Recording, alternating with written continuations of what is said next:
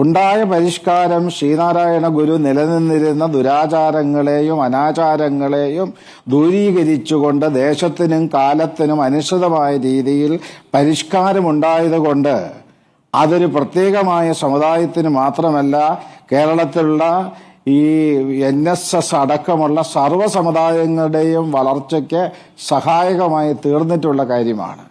ഉടുപ്പിട്ട് ക്ഷേത്രത്തിൽ പ്രവേശിച്ചാൽ ക്ഷേത്രത്തിലെ ദൈവചൈതന്യത്തിന് ഒരു കുറവും സംഭവിക്കുകയില്ല എന്ന് ശബരിമല തുടങ്ങിയ ക്ഷേത്രങ്ങളിൽ നിന്ന് നമുക്ക് മനസ്സിലാക്കാം.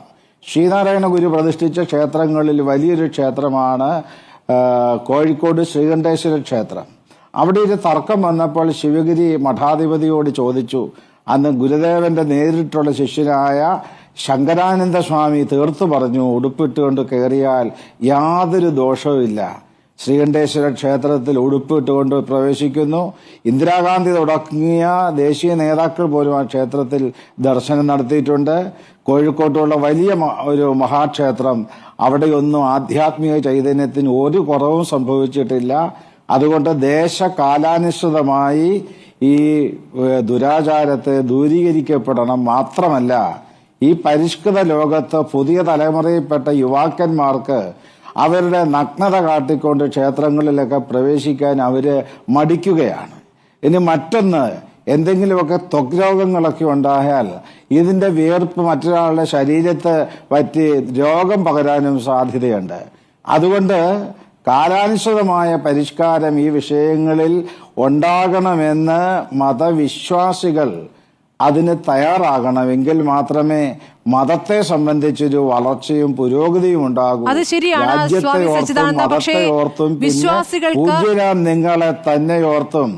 കാലം വൈകിപ്പോയി, കേവലം ആചാര നൂലുകളെല്ലാം പഴകിപ്പോയി, കെട്ടി നിർത്തുവാൻ കഴിയാത്ത ദുർബലപ്പെട്ട ചരടിൽ ജനത നിൽക്ക.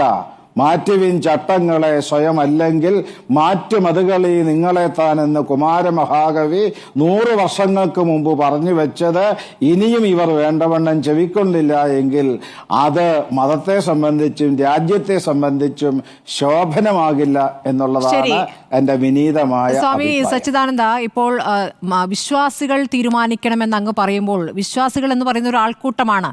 അപ്പോൾ ഓരോ ആൾക്കൂട്ടത്തിനും ഓരോ നിയന്ത്രണം അങ്ങ് മേലിലാണ്. ഇപ്പോൾ ഞാൻ വിശ്വാസികൾ തീരുമാനിക്കണമെന്ന് ഞാൻ പറഞ്ഞില്ല. വിശ്വാസികൾ തീരുമാനിക്കണമെന്നല്ല ഞാൻ പറഞ്ഞു. അല്ല സ്വാമി സച്ചിദാനന്ദ, അങ്ങ് പറഞ്ഞു എന്നല്ല, അങ്ങ് പറഞ്ഞു എന്നല്ല. NSSൽ നിന്ന് വന്നിരിക്കുന്ന പ്രതികരണം അങ്ങനെയാണ്. വിശ്വാസികൾക്കാണ് അത് തീരുമാനിക്കാനാകുക, അത് വിശ്വാസികളുടെ നിലപാടാണ് എന്നുള്ളത്. അപ്പോൾ വിശ്വാസികൾ എന്ന് പറയുമ്പോൾ നായർ സമുദായത്തിന്റെ വിശ്വാസികളുടെ തീരുമാനം വരുന്നത് ആ തലപ്പത്ത് നിന്നും, ഈഴവ വിഭാഗത്തിന്റെ SNDP യോഗത്തിൽ നിന്ന്. അപ്പോൾ അത് 2ഉം 3ഉം ഒക്കെയായി ഇങ്ങനെ വിഭജിച്ച് നിൽക്കുമ്പോൾ ഇത് എവിടെ തീരുമാനിക്കപ്പെടും എന്നൊരു പ്രശ്നം കൂടി അവിടെ നിൽക്കുകയല്ലേ സ്വാമി സച്ചിദാനന്ദ? കാരണം ഇപ്പോൾ താങ്കൾ പറഞ്ഞു, ഇപ്പോൾ ദേവസ്വം ബോർഡുകൾ നടപ്പാക്കണം. അപ്പോൾ സർക്കാരിന് അങ്ങനെ ഒറ്റയ്ക്ക് തീരുമാനമെടുക്കാൻ പറ്റാത്തൊരു സാഹചര്യം നിലവിലില്ലേ? ഈ ശിവഗിരി മഠം എന്ന് പറയുന്നത് ഈ നായർ സമുദായത്തിന്റെയോ SNDP യോഗത്തിന്റെയോ പരിധി നിൽക്കുന്നതല്ല. അതിനെല്ലാം അതീതമായി നിൽക്കുന്ന പ്രസ്ഥാനമാണ് ശിവഗിരി മഠം. ഇവിടെ എല്ലാ ജാതി മതസ്ഥരുമുണ്ട്. ക്രിസ്ത്യാനികൾ പോലും ഇവിടെ സന്യാസിമാരായിട്ടുണ്ട്. ഇവിടെ എല്ലാ ജനവിഭാഗങ്ങൾക്കും ഒരേപോലെ ദർശിക്കാവുന്നതും താമസിക്കാവുന്നതും ഗുരുദേവന്റെ ഒരു ജാതി ഒരു മതം ഒരു ദൈവം മനുഷ്യരെന്നുള്ള വിശ്വദർശനത്തെ അംഗീകരിക്കുന്ന ഏതൊരാൾക്കും സാന്നിധ്യമുള്ള പ്രവർത്തിക്കാൻ പറ്റുന്ന അംഗീകാരമുള്ള സ്ഥലമാണ് ശിവഗിരി മഠം. ആ ശിവഗിരി മഠം ശ്രീനാരായണ ഗുരുവിന്റെ തത്വദർശനത്തിന്റെ വെളിച്ചത്തിൽ രാജ്യത്ത് നിലനിൽക്കുന്ന ഒരു ദുരാചാരം അതിനെ ചൂണ്ടിക്കാണിച്ചു. അത് പരിഷ്കരിക്കുവാൻ ബന്ധപ്പെട്ട ആളുകൾ തയ്യാറാകണം.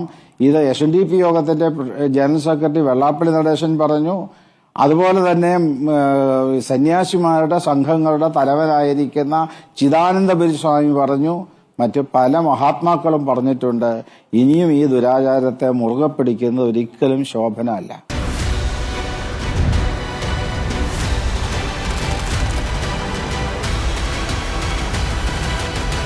ഡിബേറ്റ് വിത്ത് സ്മൃതി പരുത്തിക്കാട്.